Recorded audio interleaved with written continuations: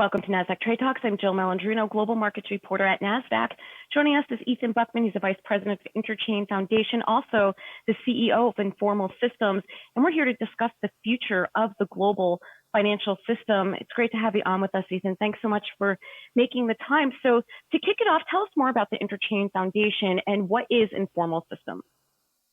Thanks, Jill, for having me. So the Interchain Foundation is a Swiss nonprofit foundation that was created to promote and advance research and development in open decentralized systems with a specific focus on the Cosmos network, which is a particular blockchain project focused on what we call the Internet of Blockchains, effectively the idea of connecting many different blockchains together. And earlier this year, the R&D team at the Interchain Foundation spun out into a new company that's called Informal Systems, whose mission is a little broader to bring verifiability to distributed systems and organizations, but are currently focused primarily on the Cosmos network and protocols. And so, like I said, Cosmos is one of these Internet of Blockchain projects. It's had networks running in production for over a year now. It's carrying billions of dollars in real value. And while it's a network, it's also a set of networks. It's also a technology stack. And we feel that it's one of the most, if not the most, general purpose and proven technology stacks for building out and connecting new blockchains. All right, let's talk about the monetary system of the recent past and the limitations and problems that have arisen with the use of physical fiat money. Some of the economic imbalances have led to the fragility in monetary systems. Are these issues affecting the way we live and do business today? I think so. I sort of like to break it down into three camps, three kind of fundamental problems, and they are values, incentives, and sustainability. So on the values front, you know, it's almost lame to say it, but you know, we've valued profit over people, and that's kind of built into our systems, our financial system. And currently, we're witnessing what seems to be an enormous failure to actually effectively value things. Right? We've seen the collapse of our stock markets, of oil prices. Now we seem to be discovering what essential really means to our society in terms of essential workers, and somehow the workers that keep our civilization alive, you know, in current times even, are somehow the lowest paid workers. On the incentives front, you know, it seems that the systems we've set up, our financial systems, have sort of been designed to incentivize gaming and cheating and to reward people who are better able to game the system than others. And of course, this has led to issues like too big to fail and you know, socializing losses and privatizing gains. You know, we're witnessing all these bailouts of companies that have taken unnecessary risks, and we've seen rampant divergence in incomes between the rich and the poor, not because of wealth creation, but because of people better able to game the system.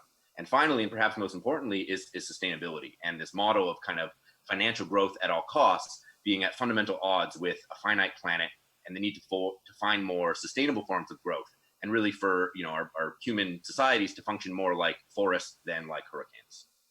Yeah, and we're certainly hearing that conversation more now, considering what we're going through with COVID-19.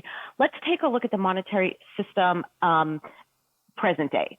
What solutions are being considered from both the private and public sector to address those issues, some of the limitations of the solutions that are available, and that ultimately leads us to central bank digital currencies versus private sector stablecoins and cryptocurrency? Yeah, I think there's a lot of really interesting work happening. I think one thing I'm really afraid of is that we're just going to replicate the existing financial system and structures in, you know, using slightly better infrastructure, slightly better technology. I think the, you know, central bank digital currencies are a step in the right direction. They'll probably help reduce barriers for both individuals and small businesses to access financial services. But I think really we need to rethink more fundamentally monetary structure, monetary policy, especially how, you know, our monetary systems reflect values in society. You know, for instance, right now we're seeing municipalities, the lack of sovereignty at the municipal level emerge as a real problem, because, you know, many of them are on the verge of bankruptcy, especially, you know, in the pandemic. And so there's a growing need to embed more power and really to empower more local communities with more bottom up monetary structures. So things like, you know, local and regional digital currencies that can somehow better reflect the values of their constituency and their respective sustainability and self-sufficiency. And so, you know, somehow thinking about composing national currencies and even global currencies out of smaller, more regional, more local currencies, and using the new tools of crypto economics to do that, which allow us in very interesting ways to bridge the gap between fixed pegs and floating exchange rates to build systems that are more, transparent, accountable, secure, and so on. All right, let's talk about the future of the monetary system, proof of stake networks. Why are they important? And give us some examples of real world applications of proof of stake. Sure. So many people are probably familiar or have heard, about blockchains and about proof of work and how, energy intensive and inefficient Bitcoin is.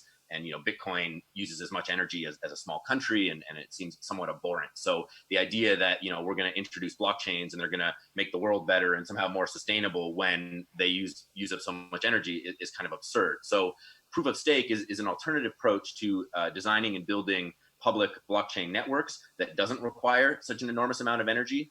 Instead, it requires participants to put something at stake, essentially to make a security deposit, to make a financial commitment to future good behavior, so that if they are later found to misbehave, their stake is actually revoked. And that's it's something we're familiar with. When you rent an apartment, you put up a security deposit. If you put a hole in the wall, your landlord takes away your deposit.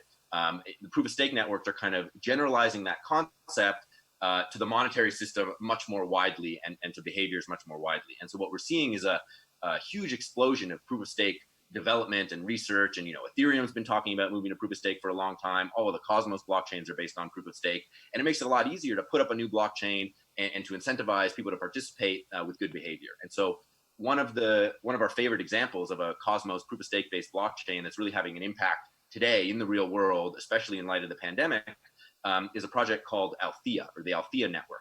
And what Althea is doing is they're rolling out mesh networks. So essentially in rural communities where it's very difficult to get high quality internet access, and especially in today's time where so many more people are working from home or need access to high quality internet, and it's difficult to convince large service providers to build out the infrastructure there, what Althea allows them to do is to set up local peer-to-peer relationships between routers installed in the local community, and to allow members of the community to pay one another directly for access to local internet. And so they're still able to connect to the real internet, but they're able to share that internet connection more broadly across their community. And so the Althea team and project has seen a huge uptick in interest in the last few weeks, really the last few months, and have actually been deploying real world systems using this kind of proof of stake technology to improve people's lives and to give them better access to internet, which has become a critical utility.